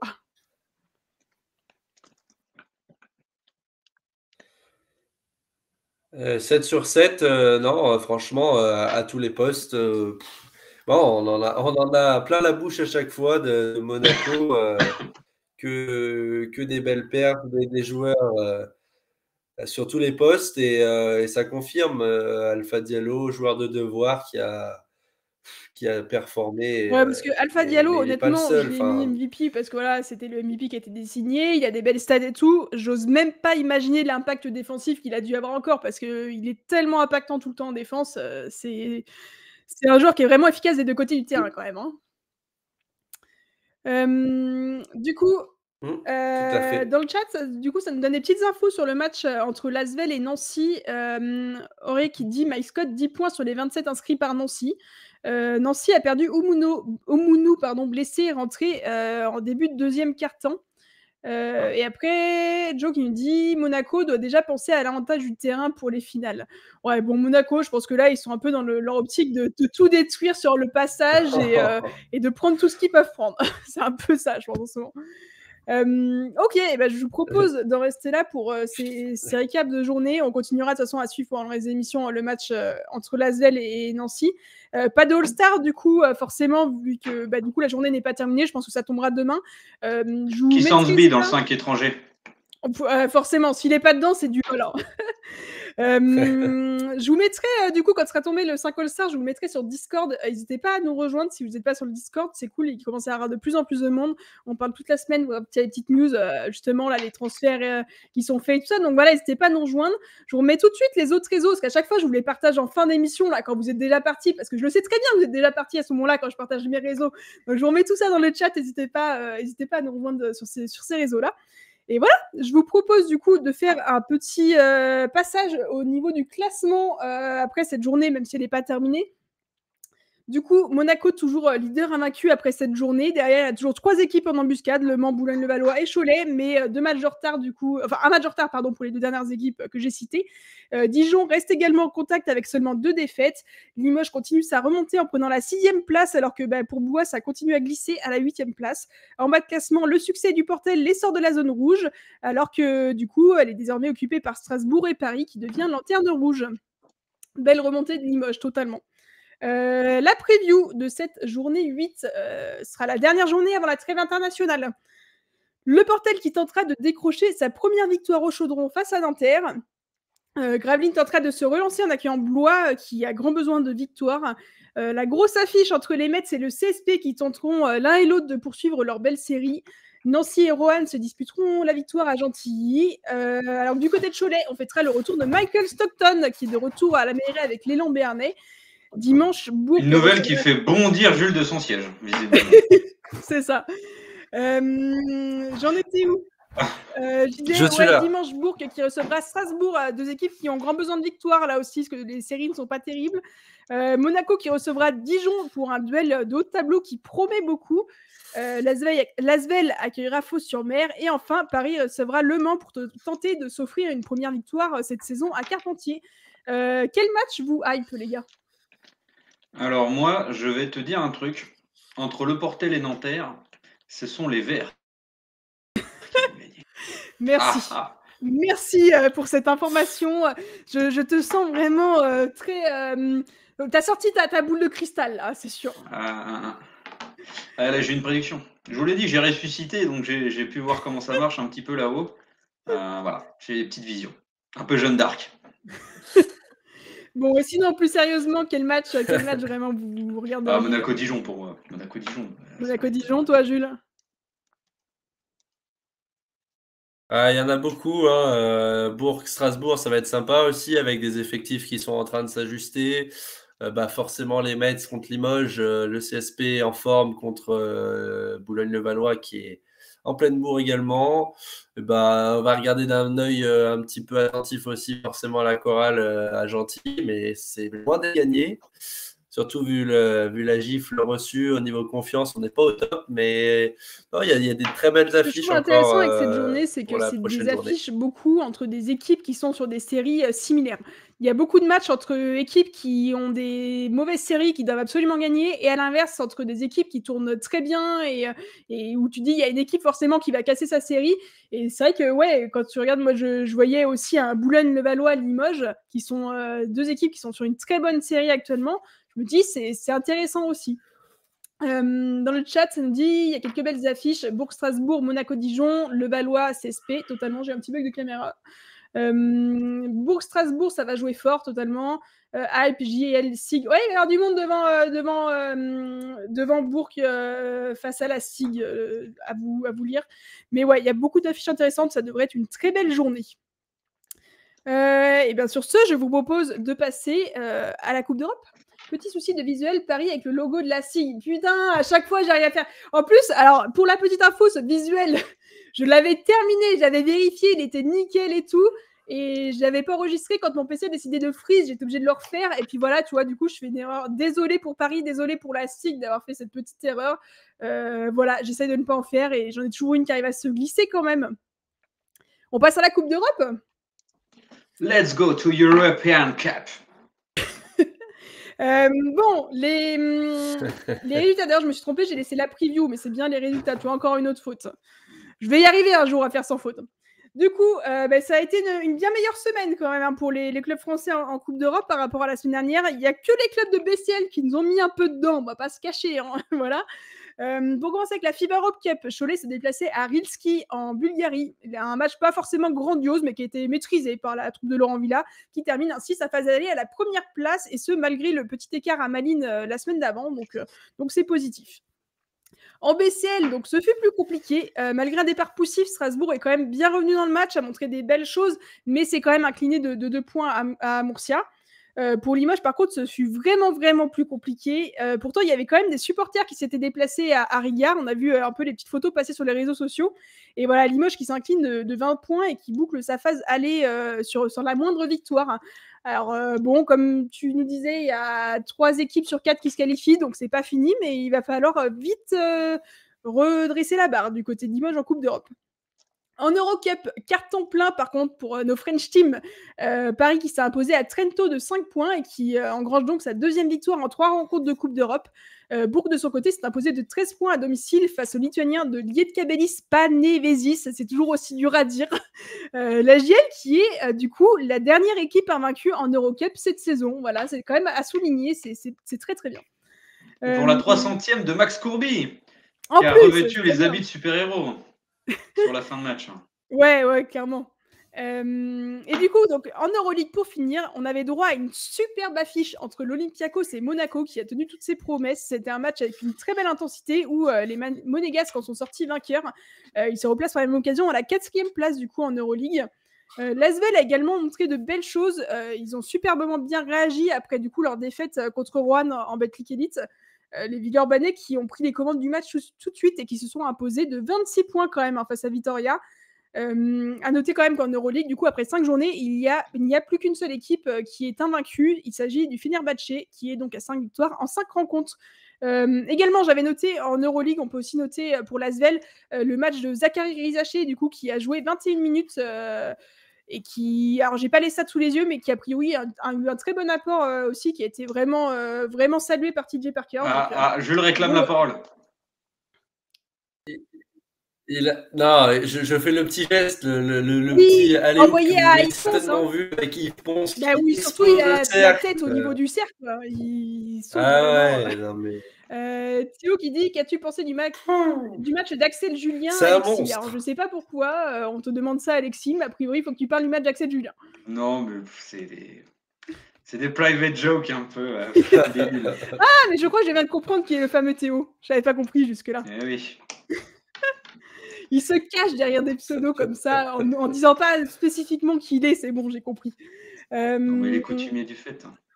Bon, quand même, les gars, par rapport quand même au prono... Bon, après, toi, Alexis, tu es exempt parce que tu n'étais pas là la semaine dernière, mais est-ce qu'on peut dire quand même qu'on est mauvais en prono sur la Coupe d'Europe?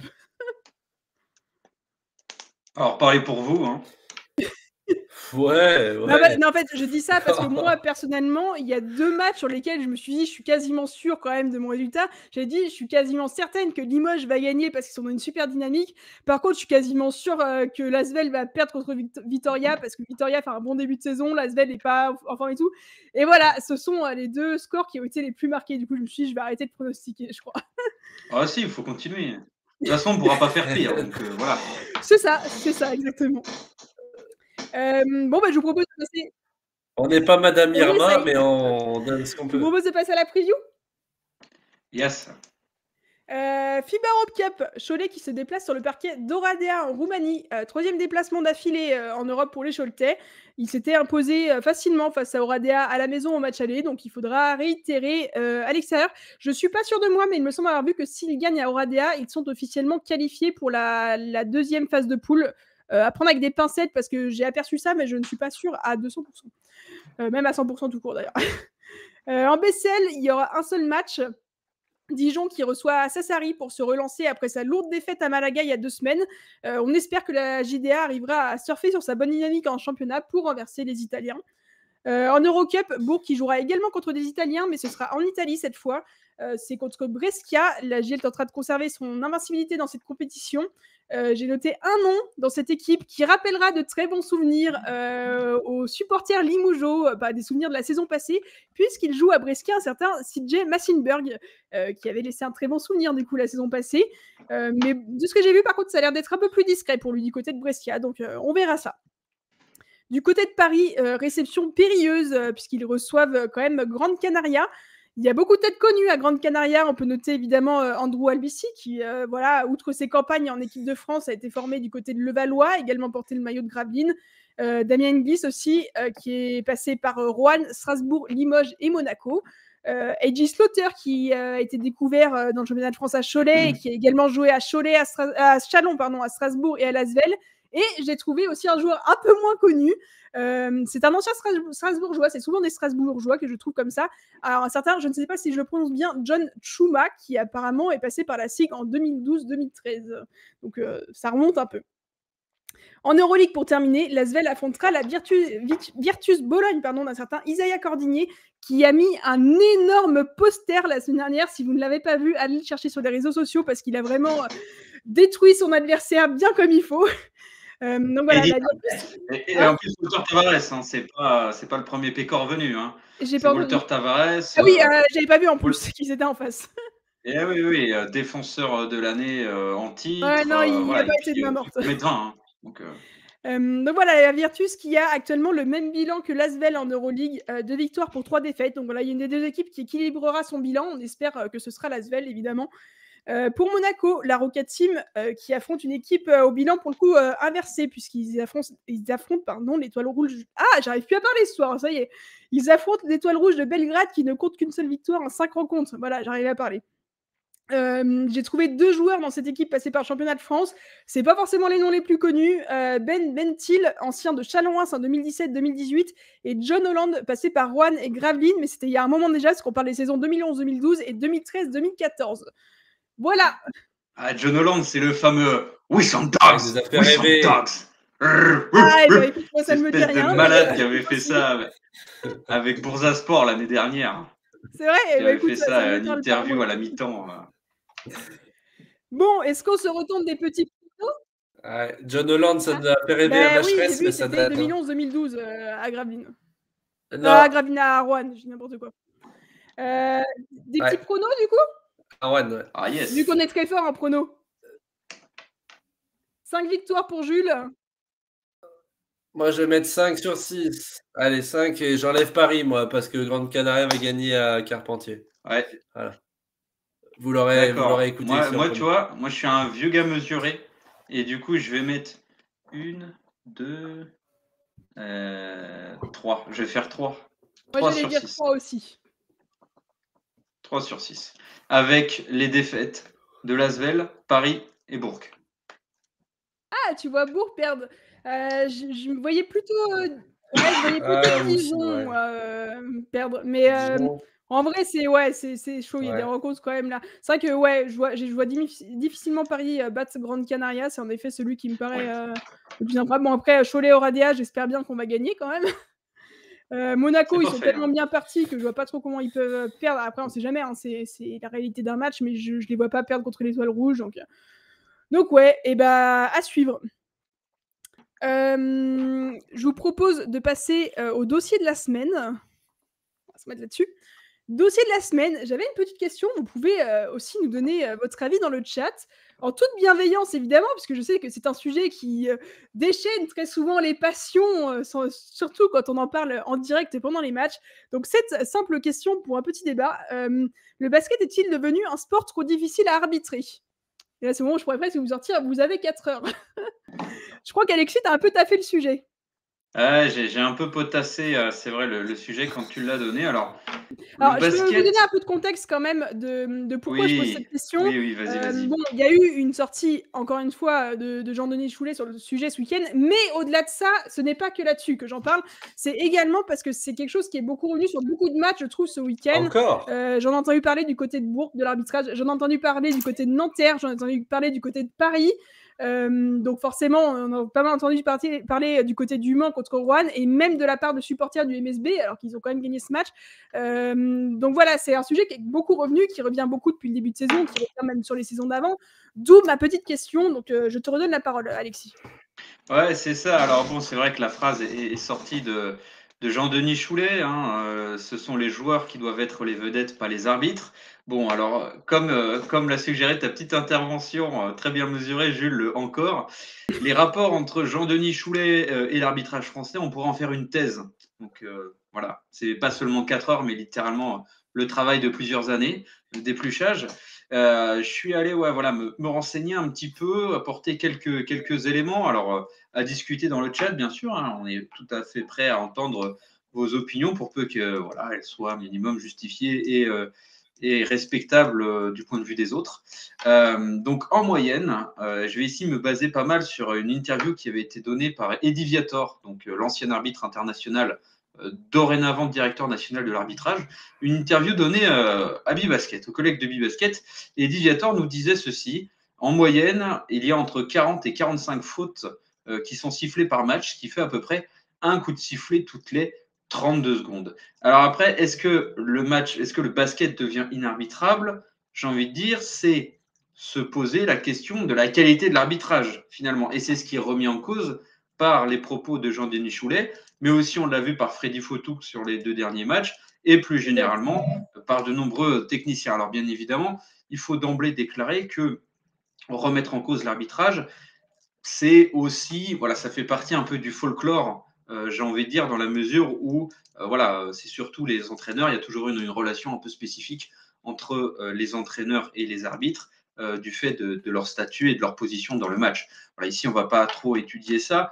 Donc, cette qualité de l'arbitrage qui doit donc être étudiée. En France, on a pas moins de 140 arbitres de haut niveau. Donc, haut niveau, ce n'est pas arbitre officiel, c'est plus restreint que ça. C'est Betclic Elite Pro B, Ligue féminine de basket et aussi la N1.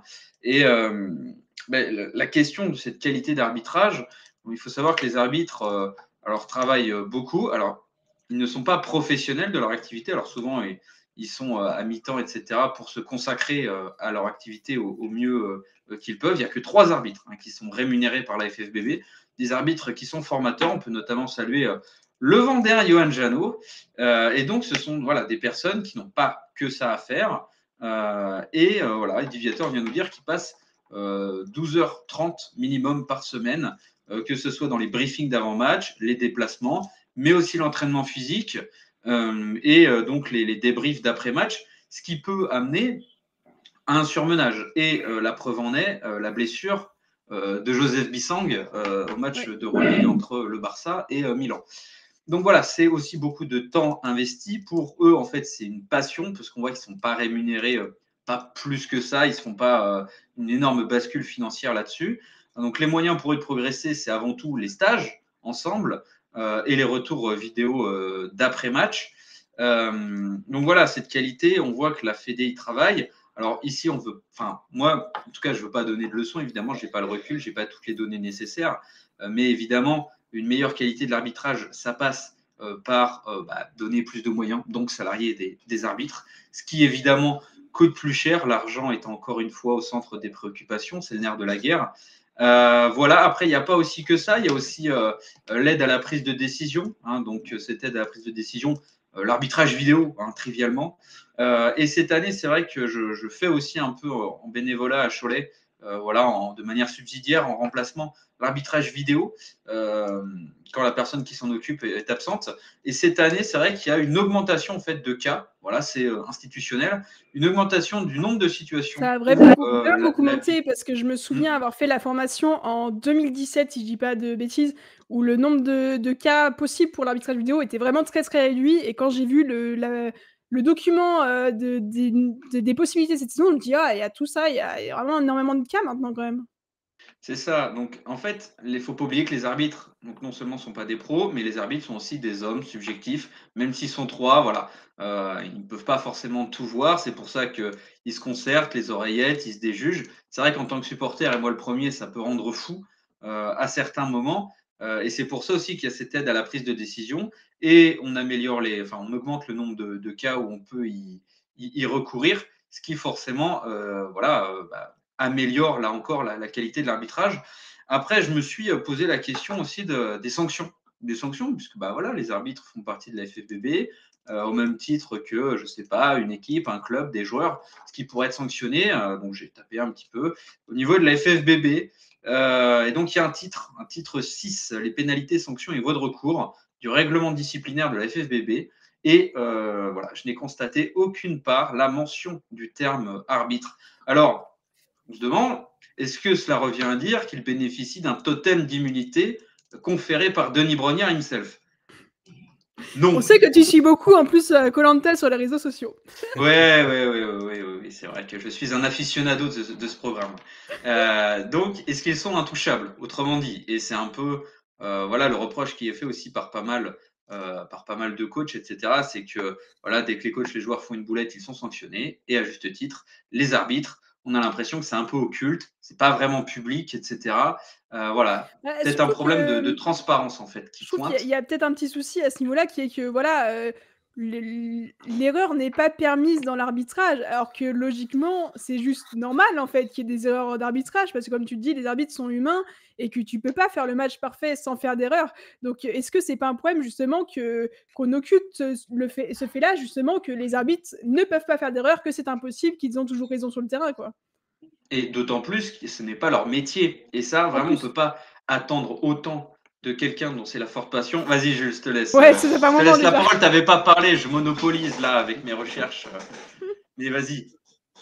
Non, mais parce que tu as très bien amorcé la discussion, parce que, voilà, bien documenté, etc. Mais je me souviens parce que Jean-Denis Choulet est l'un encore des acteurs principaux de cette discussion.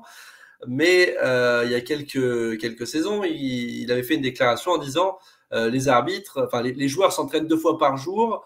Il faudrait que les arbitres fassent de même et viennent s'entraîner avec nous dans les clubs professionnels. Alors effectivement, quand c'est ton métier, tu peux venir passer à l'entraînement les matins, les après-midi et siffler les oppositions, on va dire, de certains clubs.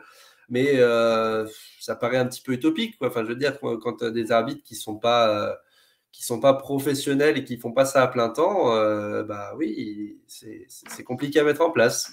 Mais ça pourrait être une solution en soi de leur permettre d'avoir accès à certains clubs pour se former, notamment les jeunes arbitres, peut-être, j'en sais rien. C'est un débat sans fin, je crois. Le chat. Il me dit la vraie question, est-ce que les arbitres eux-mêmes veulent passer professionnels? Vous avez 4 heures. Il me dit un arbitre qui a fait une erreur a été viré de la liste des refs qualifiés pour les playoffs alors qu'il l'était. Bah écoute, tu en sais plus que nous sur le sujet là-dessus. Voilà, après, c'est des sanctions disciplinaires. On sait aussi que les arbitres sont évalués, notamment par Eddie Viator, etc. Et ils peuvent être rétrogradés aussi de division en division. C'est un peu ça la sanction. Mais au final, ça, le grand public ne le voit pas forcément. Voilà. Après, Après, si je peux voilà, ajouter, on tu vois, quand prétend j'avais pas fait ma apporter de solution, hein, ça serait trop quand j'avais fait simple. ma question, le basket est-il devenu un sport trop difficile à arbitrer?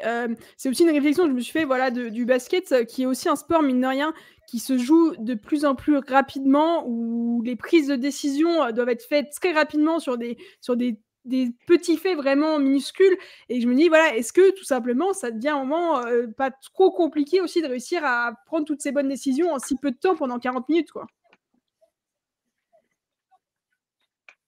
Ouais, c'est vrai, 40 minutes, c'est très long et je pense que les arbitres doivent sortir de leur match, vraiment lessivés. Hem, ouais, après, ouais, ça s'est accéléré, mais j'ai envie de dire la problématique, elle s'est un peu toujours posée, même si elle était peut-être un peu prendre auparavant. Voilà, la question a toujours été posée. Après, voilà, c'est une question aussi d'investissement en moyens humains, moyens financiers, moyens techniques et logistiques. J'ai appris, vu que j'ai participé au Trophée du Futur, que le Trophée du Futur, par exemple, et je trouve ça très intelligent, est un moyen pour évaluer des jeunes arbitres et les faire accéder à des niveaux supérieurs, par exemple de la N1 à la Pro B. Justement, on les fait évoluer sur des rencontres jeunes comme ça, espoir, avec des arbitres observateurs, donc qui sont là, eux, pour rédiger des rapports. Et donc, ces deux arbitres, il y en a un troisième qui peut évidemment officier si l'un des deux vient se blesser et qui prend des notes sur les situations, etc. Et après, en tribune, on a encore un arbitre observateur qui, lui, est vraiment un peu le juge de paix. Et on était au même hôtel, donc tous les soirs, on les voyait, ils faisaient leurs petits rapports, etc., vidéo.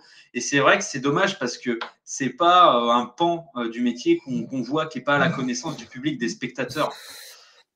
Donc voilà, peut-être aussi de communication. Il faut rappeler que c'était les journées de l'arbitrage. On fait la petite promo. Le dernier match, c'est les journées de l'arbitrage. Donc voilà, on sait qu'on peut les détester, mais sans arbitre, pas de match. Hein, c'est la Et locution. j'allais en venir. Voilà. C'est vrai que voilà, on a ce débat-là. On sait que pendant les matchs, on est tous assez passionnés là-dessus. Ceux qui sont sur le Discord savent que je suis la première à pas toujours être tendre pendant les matchs.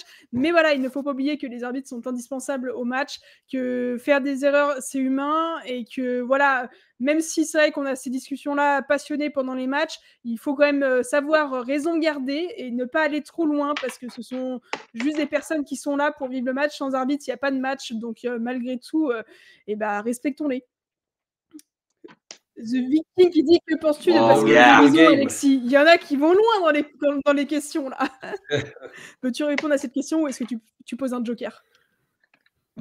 J'ai pas écouté, j'étais The trop Viking focalisé dit que sur penses-tu de la Pascal magnifique Dorison, expression. Alexis? Et du coup, je te laisse un joker si tu ne veux pas répondre à cette question. De Pascal Dorison? C'était Parce que que j'ai pour- tout. Oui, parce que là, pour le coup, on part loin quand même dans le. Dans la- Mais Pascal Dorison, je sais très bien la personne qui connaît, parce que Pascal Dorison, le grand arbitre, voilà, aussi un des plus grands arbitres français, et je l'ai eu en prof de maths, voilà, quand il a pris sa retraite D'accord, d'arbitre. ok. Donc je vois que la question est très ciblée. Donc il aurait pu garder le sifflet parce qu'il était dramatique. Voilà, je l'ai eu en 4e, moyenne du premier devoir, 8. Voilà, moyenne de classe. Hein, moyenne de... Ok, c'était une petite anecdote très intéressante, ma foi.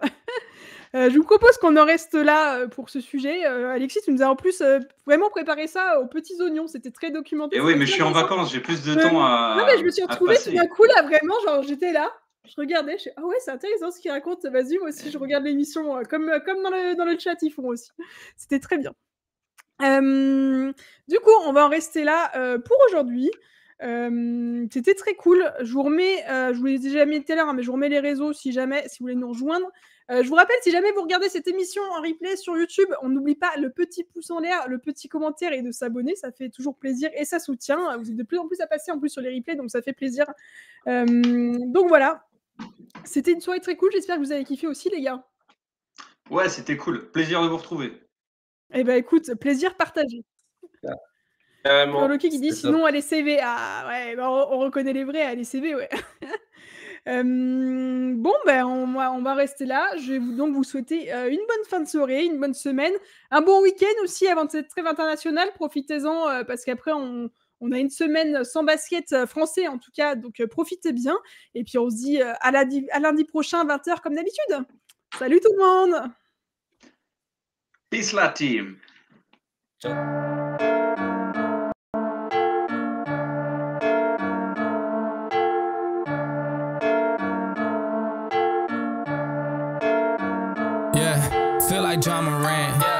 triple double. Told him check the stats. Yeah, I got a couple. I don't drop the ball. Now I never fumble. I'm the MVP. Now I feel like Russell. Feel like John Morant. Need a triple double. Told him check the stats. Yeah, I got a couple. I don't drop the ball. Now I never fumble. I'm the MVP. Now I feel like Russell. Yeah, I need it now. Told him on the lay. I've been moving, dog. Yeah, I'm on the way. I don't hear the talk. Don't care what they say.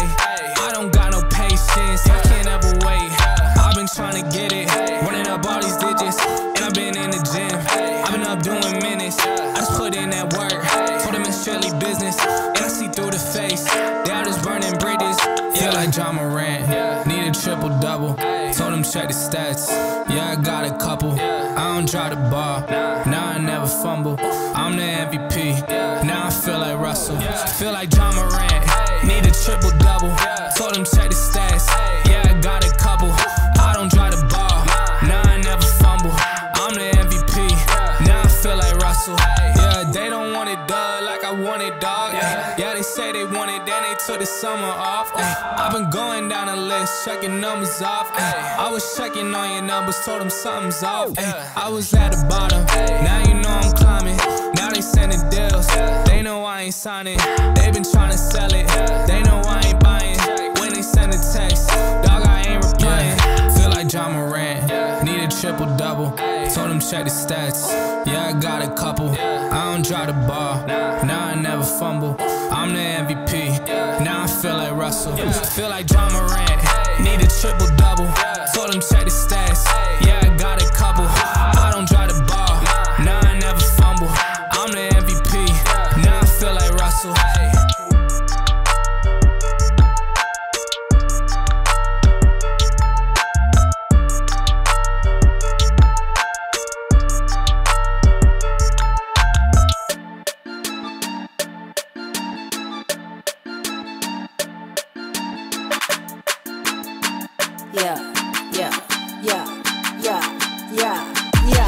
I'm the baddest chick.